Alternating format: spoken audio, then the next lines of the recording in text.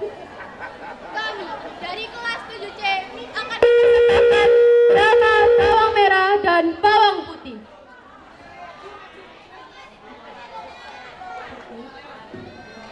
Selamat menyaksikan.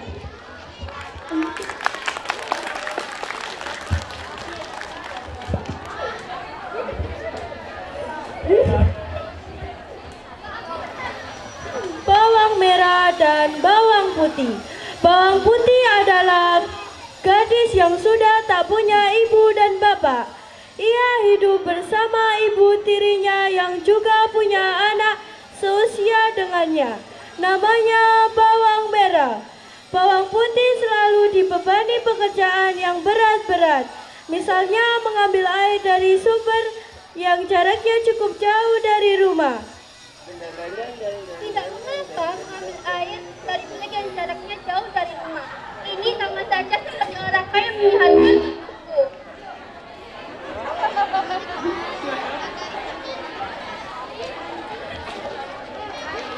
Sementara saudara tirinya yaitu bawang merah tidak pernah disuruh bekerja membantu ibunya. Pekerjaannya sehari-hari hanya bersolek dan bermalas-malasan. Mengapa bekerja keras biar si bawang putih saja yang melakukannya? Kan dulu aku sering melakukannya, sekarang gantian dong. Bawang putih juga diperintah untuk mencari ranting-ranting kayu bakar untuk menanak nasi dan memasak.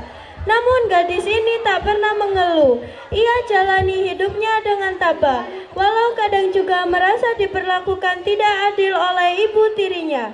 Seperti memberi makan ayam harus dia yang melakukannya. Padahal itu pekerjaan mudah dan bawang merah pasti bisa melakukannya. Ia juga harus menyapu dan menimbun sampah di belakang rumah. Sementara bawang merah dibiarkan begitu saja. Apabila ada kesalahan sedikit, maka ia selalu dimarahi habis-habisan oleh ibu tirinya. Bawang putih, bawang putih. Iya, Bu. Ingat, jangan ulangi lagi kesalahanmu, dasar bodoh, jelek. Maaf, Bu. Maafkan saya, Bu. Saya tidak akan mengulangi kesalahan saya lagi. Sudah, saja cepat, cuci pakaian adikmu. Bawang merah setiap hari hanya bersolek. Ia berusaha berdandan sebaik-baiknya. Namun diam-diam ia harus mengakui bahwa bawang putih jauh lebih cantik daripada dirinya. Padahal bawang putih tidak pernah bersolek secara berlebihan seperti bawang merah. Mengapa dia lebih cantik dariku ya? Ya, bawang merah merasa iri hati dan terus berdandan sebaik mungkin. Tapi walaupun sudah berdandan sedemikian rupa, ia tetap kalah cantik dibanding bawang putih. Seperti biasa, setiap hari bawang putih diperintah mencuci pakaian. Pakaian yang kotor dan jumlahnya lumayan banyak. Mengapa bawang merah tidak belajar mencuci pakaian sendiri ya?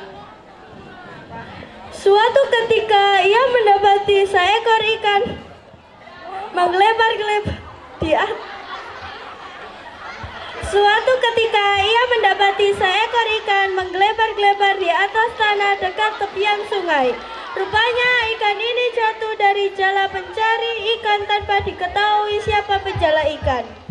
Oh, kasihan sekali kau ikan. Bawang putih mengutnya dan dengan hati-hati ia memasukkannya ke dalam air sungai. Sang ikan menatap dengan pandangan terima kasih, kemudian menyelam ke dasar sungai.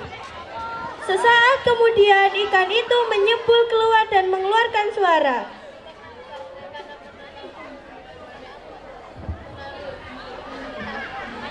Hei, kau bisa berbicara ikan? Oh, maafkan hamba tua. Bawang putih memasukkan pakaian-pakaian kotor ke dalam air. Ikan itu menyelam kembali ke dasar sungai. Begitu bawang putih mengangkat pakaiannya, seketika pakaiannya sudah bersih. Terima kasih ikan, terima kasih. Semenjak saat itu, sang ikan menjadi sahabat bawang putih. Bila bawang putih mencuci pakaian di sungai, sang ikan muncul di permukaan dan anehnya bawang putih dapat menyelesaikan cucian yang banyak dalam waktu yang singkat tanpa lelah. Kiranya sang ikan jelmaan dewa membantunya secara gaib. Melihat pekerjaan berat dapat diselesaikan dalam waktu singkat, si ibu tiri curiga. Suatu ketika bawang merah disuruh mengamati dari jauh siapakah yang membantu pekerjaan si bawang putih. Oh, ternyata dia dibantu oleh ikan ajaib itu. Ketika pakaian dicelupkan ke dalam air, pakaian itu menjadi bersih. Aku ada ide untuk... Bawang merah terus bersembunyi hingga bawang putih pulang ke rumah. Bawang putih sama sekali tidak menduga jika bawang merah sudah melihat dan mengamati sejak tadi. Esok harinya pagi-pagi bawang putih disuruh mencari kayu bakar dan air untuk memasak. Sementara bawang merah pergi ke sungai sambil membawa cucian.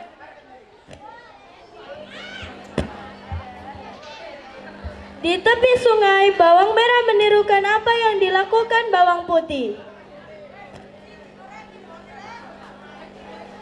Pada saat ikan ajaib muncul, ia langsung menjaring dan menangkapnya.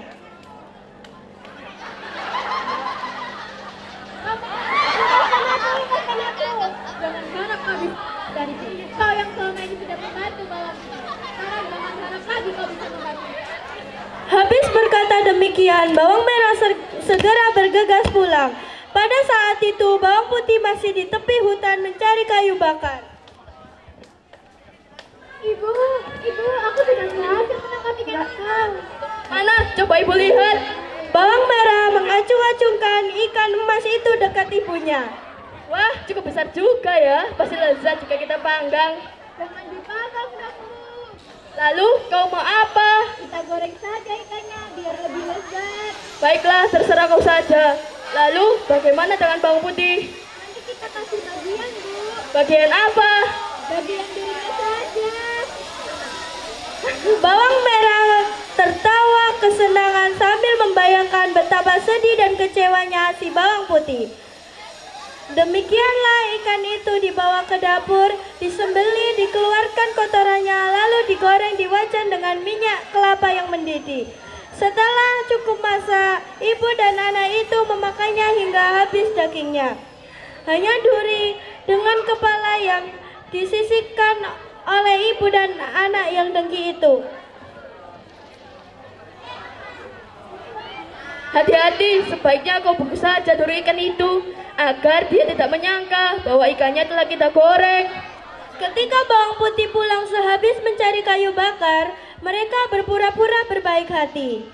Mereka sediakan nasi di atas meja, lalu bawang putih dipersilakan makan. Ayo bawang putih, makanlah dulu. Terima kasih. Apakah kalian sudah makan? Sudah, cepatlah kau buka ikan itu.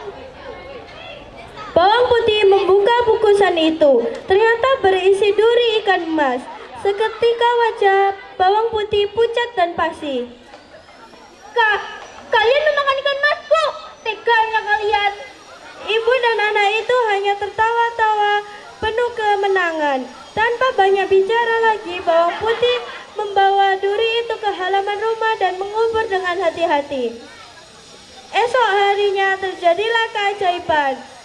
Di tempat ikan itu dikubur, tumbuh tanaman bunga yang sangat indah.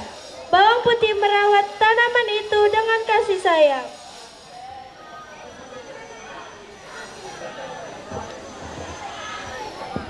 Pada suatu hari, ada pangeran kerajaan disertai pengawal menunggangi kuda melintasi di tempat itu. Pangeran sangat tertarik atas keindahan bunga yang mekar di halaman rumah bawang putih. Pangeran turun dari kudanya dan bergumam siapakah yang menanam bunga itu. Kita berhenti sejenak di sini.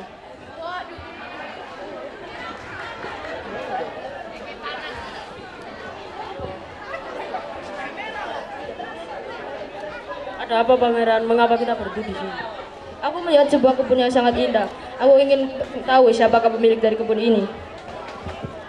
Kebun ini memiliki seseorang yang ibu dan kedua putrinya, Pangeran. Kalau begitu aku ingin bertemu dengan mereka. Tolong bawakan kudaku pengawal. Baik, Pangeran. Begitu melihat ada seorang pangeran memasuki halaman rumahnya, seketika Bawang Merah dan ibunya segera menyambut dengan tergopoh-gopoh. Siapakah pemilik tanaman yang indah ini? Hamba, Pangeran hamba. Benarkah kau yang menanamnya? Benar sekali, Pangeran hamba. Tapi pangeran itu malah menggeleng-gelengkan kepalanya. Melihat ada tamu penting, Bawang Putih ikut keluar rumah. Ketika matanya berpadu pandang dengan pangeran, jantungnya berdegup kencang. Ia tertunduk malu. Siapakah namamu, wahai gadis manis?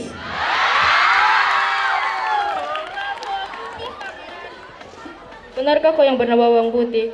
Aku telah lama mencarimu, bahwa aku mendapatkan mimpi dalam semediku bahwa gadis bernama Bawang Putih ya yang akan menjadi calon istriku. Tapi dia hanya seorang pembantu. Dia... Kau pasti Bawang Merah. Benar sekali, Pangeran. Kau dan ibumu telah memakan ikan jelmaan dewa. Sekarang tubuhmu akan mengeluarkan sisik seperti ikan. Ibu dan anak yang jahat itu menjerit karena tubuhnya menjadi bersisik. Aduh, gatal Tubuh mereka terasa gatal menyengat. Mereka menggaru-garu sekujur tubuh, namun rasa gatal itu tidak hilang dan menjadi-jadi.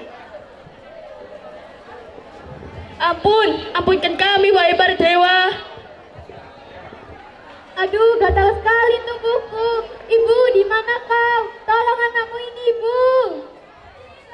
Sementara pangeran mendekati Bawang Putih dan menatap matanya sambil bertanya. Ya, Ajeng Bawang Putih, bersediakah kau untuk menjadi istriku? Saya bersedia, Pangeran. Kalau begitu, persiapkanlah dirimu dan kita akan pergi ke istana. Bawang Putih yang baik hati dan sabar atas deritanya akhirnya diboyong ke istana untuk jadi istri pangeran. Mereka hidup bahagia hingga akhir hayat. Tamat.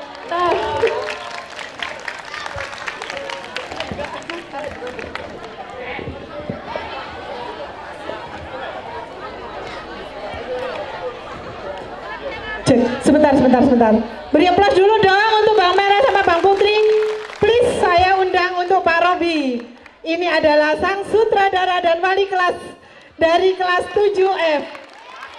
7C ya. Maaf. Pak Robi, sekarang yang saya tanya Pak Robi. Kira-kira Pak Robi kalau disuruh milih mau Bawang Merah apa Bawang Putih? Bawang Putih. Pinter milih, baik. Oke, anak-anak semua didoakan semoga Pak Robi dapat Bawang Putih ya. Amin. Tungguannya arek-arek, Pak. Barangkali anak-anak bisa disampaikan pesan moral yang terkandung dalam kisah Bawang Merah Bawang Putih. Pesan moral dari Bawang Merah Bawang Putih adalah semua perbuatan baik maupun buruk akan mendapatkan balasan yang setimpal. Tidak sombong, tidak boleh iri, dan tidak berpilih kasih. Terima kasih. Terima kasih. Semua perbuatan akan berbalas timpal. Terima kasih anak-anak, terima kasih Pak Robi atas gelar karya yang sudah disampaikan. Ditutup anak-anak, silakan.